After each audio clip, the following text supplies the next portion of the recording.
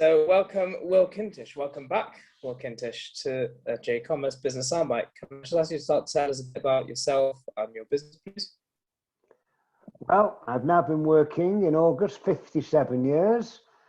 For 36 of them I trained as, qualified as, and practiced as a chartered accountant. And then 21 years ago, I had an opportunity to leave accountancy, and all I've been doing is showing people in the professional, financial, technical, and academic worlds how to become effective and confident networkers. And then when COVID arrived, I've had to stop showing people how to network physically and how to network remotely. So my clever wife came up with this. Instead of teaching people how to work a room, I now teach people how to work the Zoom. Sounds like a clever woman. Indeed. So is it just you? Do you have people working for you? Do you ever team up with other people? Well, as the years went on, I built up the business. I had staff, I had associates, I had franchisees. But no, in the last 5 years, I now work from home. My wife looks after all the books because she is a bookkeeper. And when life was normal, she arranged all my travel arrangements. So yes, it's just me now. Okay. So how did you get the idea for this? I mean, you said you started off in accounting. How and why did you make the switch? Hi, I'm a great believer in Bachette. I had no plans to ever leave accountancy, but I was on a training course organised by an organisation called Dale Carnegie, who wrote a very famous book called How to Win Friends and Influence People. And I was on that course, and 10 years later, in the late 90s, I was getting fed up with accountancy, but I couldn't leave accountancy. That's all I'd ever done in my life. But I went to Dale Carnegie and I said, are you ever looking for part-time trainers? And they said, yes. They said, we remember you as a student with us. You were very good. So I started to train as a trainer. In 1999, my accountancy firm, we got taken over by a big national firm. And a year later, they said to me, Will, we know that you like doing your training. Why don't you do it full time? We'll buy your clients off you. We'll give you enough money to set up in business. And that's what happened. And I thought, well, let's have a go. I was 52 years old. They gave me enough probably for the equivalent of 2.5 years wages. And I thought, well, if I can't make it after 2.5 years, I'll have to go back to being an accountant. And the rest, as they say, is history. So it really wasn't my idea. It was their idea. The firm was called Baker Tilly in those days. So that's how I got into this. Yeah, I've heard of them. Okay. So as you were starting off, did you have anybody to bounce ideas off? Family, friends, any business associates? I didn't at all, funnily enough. I mean, I can't believe what I was doing in those days. I took one member of staff on. I tell you what I did do. I realized I had to go back to school. I bought every book going on networking. I joined a networking club, and everything I've done, I've created from zero, and the business just grew. One thing I did do, and it frightened me to think about it, I started to advertise with direct mail. Cost me tens of thousands of pounds. I don't know where I got the money from to do direct mail, and I aimed it at the professional and financial world all over the country. So I ran public courses from Scotland all the way down to the south coast. That business, that idea meant that people started to come on my public courses because nobody was doing networking training in those days. And what used to happen is a partner from a law firm or an accounting firm would come along and then like what I said, and then would invite me in-house into their law firm to go and train all their staff. And that's what happened. That's great. How many people would you say you've trained? Well, I know exactly I am, because being an ex-accountant, I can tell you it's 122,500. And you won't believe it, every time I've got a record, I've got a big Excel spreadsheet going back 20 years, I can show you every job I've done and how many people turned up. Sometimes I forgot for a couple of weeks, so I always reduced it. So when I say 120 odd thousand, it's probably nearer 140,000, but it's definitely that number. And I presented over 2,500 times, well, to 2,500 audiences in that period. That's incredible. That's a lot. Yeah. You said you did the Dale Carnegie course, Yeah. and so you approached them to train other people. I did, because I loved I loved all their principles. Think about the book, How to Win Friends and Influence People. That book, Chaim, was written in 1936. It was voted the best management book of the 20th century. How to Win Friends and Influence People is what networking is all about. And you said, how did I get started? That was the first book I read on networking. And what I did was adapt his principles to what I do today. And he came out with the most amazing, timeless quotes. So, for example, let the other person do most of the talking. Be a good listener and encourage others to talk about themselves. The most interesting person in the room is the person who is interested in you. Basic old-fashioned stuff, which was relevant then, is relevant now, and will be relevant forevermore. Yeah. After the J-commerce webinar you did, I went and bought that book and read it. Yeah. Good. Very good. You accept it's true, isn't it? I mean, there's nothing complicated about it. It's just understanding human nature. Absolutely. Absolutely. I mean, one thing everybody struggles with is names, people's names. Here's another Dale Carnegie quote. A person's name is to that person the sweetest and most important sound in any language.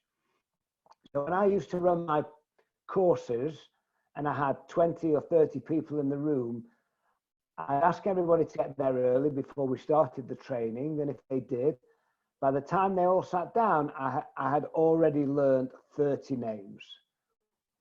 And do you know why? Because I wanted to. So when I saw somebody sitting at the back, I would say, Marion, what do you think about such and such? Chaim, do you agree with that? And knowing people's names creates great intimacy. People think, wow, they remember my name. And that is how you build relationships. Again, very simple stuff. Yeah, okay. So aside from obviously reading that book and using those principles in your training material, how important has professional advice from elsewhere been in guiding you? Right at the beginning, again, I didn't know anything about it. I joined something called the Professional Speaking Association. I was one of the first members. And I used to go to as many conventions as possible. I used to go to my local regional meeting in Cheshire, and I would just discuss things and people would give me advice and I would just learn from that. And every so often I would go on a networking training course, and when I turned up, the lecturer would say, what are you doing here, Will Kintish? You're at the top of your game. Why are you here? And do you know what the answer was?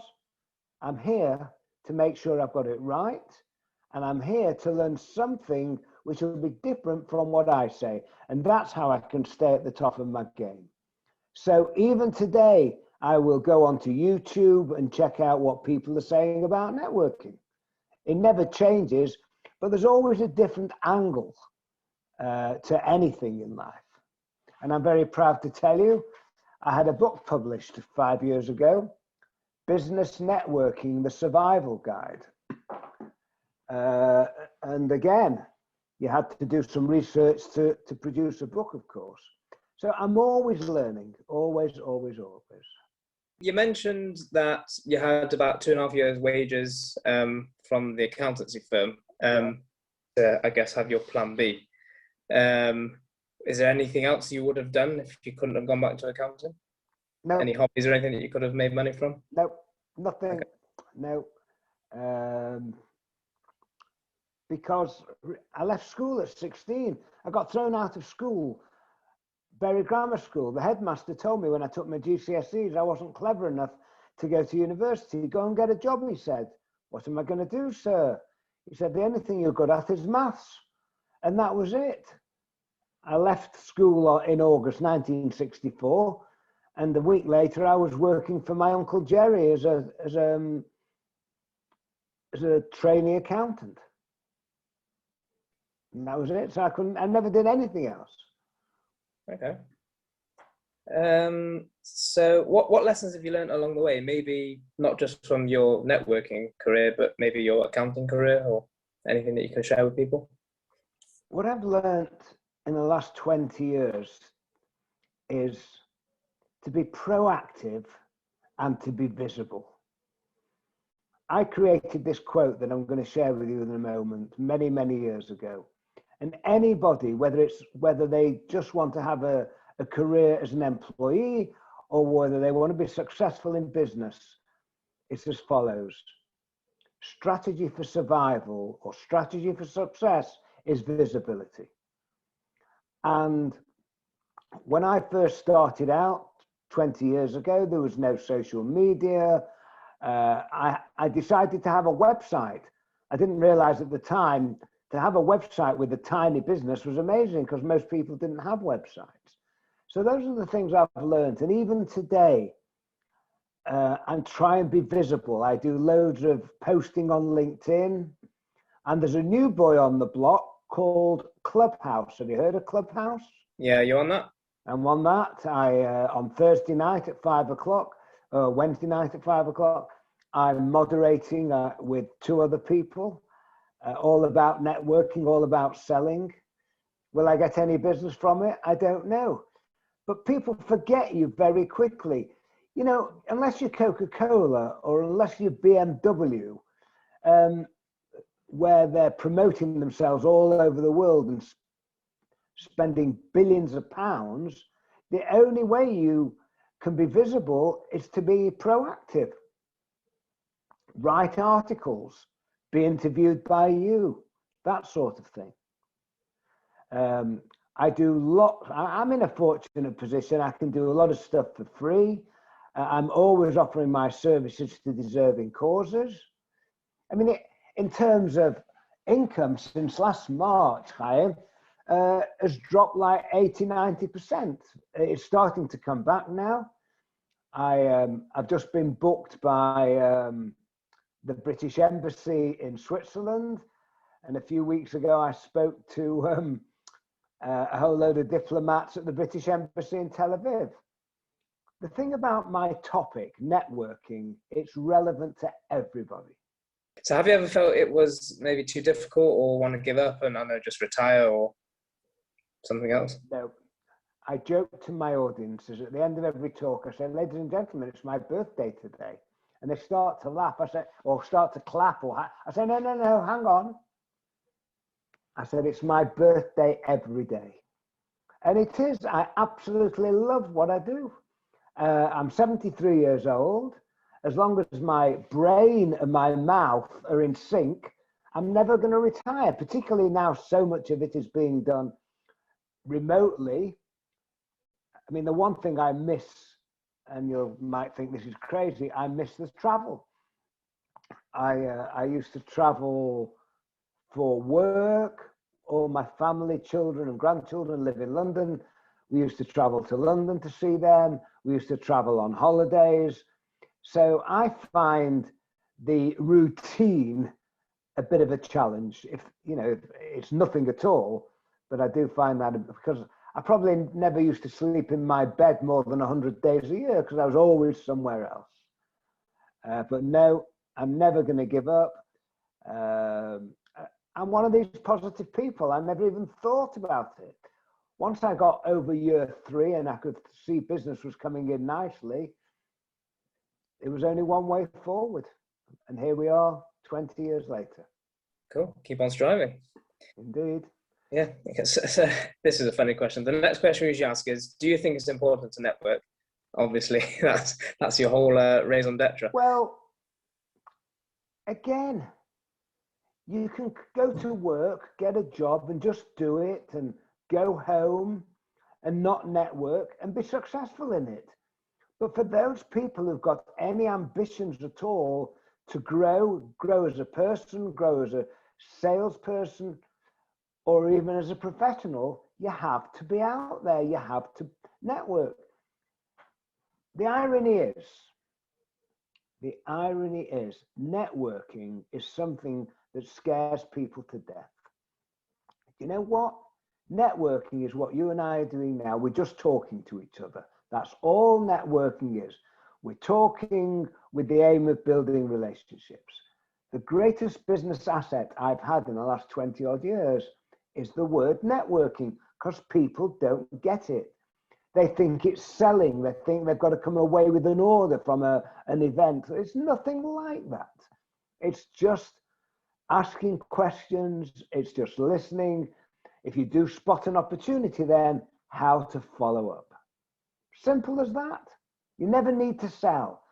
If you ask good questions, you might spot whether your prospect has a need for your services, in which case I want you to follow it up to the end. And at the end of the day, they'll either say yes or no. Don't take it personally, but at least try and get an answer out of them. Yes, we're going to do business, or no. And you know what, Chaim? No in business generally doesn't mean no. No generally means not yet. Yeah, exactly. Not right now. Yeah. Correct. Okay. So you said about taking things personally. So how have you handled critics, negative comments about maybe your content? That's a very good question. You know, in the early years, I always used to get feedback sheets, particularly on the public courses and even on the in-house courses. And I never used to drive anywhere. I always used to get the train. And I'd sit on the train and I'd look at the feedback sheets. 19 out of 20 of them would give me fantastic marks, 10 out of 10. And one of them would give me 3 out of 10. And you know what? I worried all the way home. What did I do wrong? What did I do wrong? And you know what I've learned? You can't please all the people all the time. And it's as simple as that. As long as you get to 80, 90% of the people who are all voting for you with nice words, then you think, I've done a good job today. With the benefit of hindsight, is there anything that you do different? In 2014, I decided to close the office and made my 2 girls redundant. Having said that, they got jobs before they even left, so I wasn't worried about them. I should have closed my office 2 or 3 years earlier and saved a lot of money. I realized they were cruising. We didn't have that much business, so I don't know what they were doing all day because I was never there. But I would suggest to you that's probably the only regret I've got. I can't think of anything else. I love the travel. No, nothing else. That was my only regret, that I should have closed the office earlier. Okay. How have you used technology and taken advantage of technology to deliver content? I mean, obviously with COVID, obviously you've used Zoom and that sort of thing. But well, even before... I must tell you, in the between probably about 2005 and 2012, I used to do lots of webinars, and it wasn't like Zoom. They were webinars where I just spoke to people through the camera and had the PowerPoint. So I embraced that sort of technology 15 years ago. But also I've got, and here's the advert coming up, I've also got an online learning program. So you can learn to network buying my online learning program. And I had to change it last April or May. So it now includes both face-to-face networking and online networking. And the thing I'm proud of for myself is this, that I'm very, very high tech now, but I was 47 years old before I touched a computer. Because in the 60s, 70s, 80s, and even 90s, as an accountant, you just didn't have computers.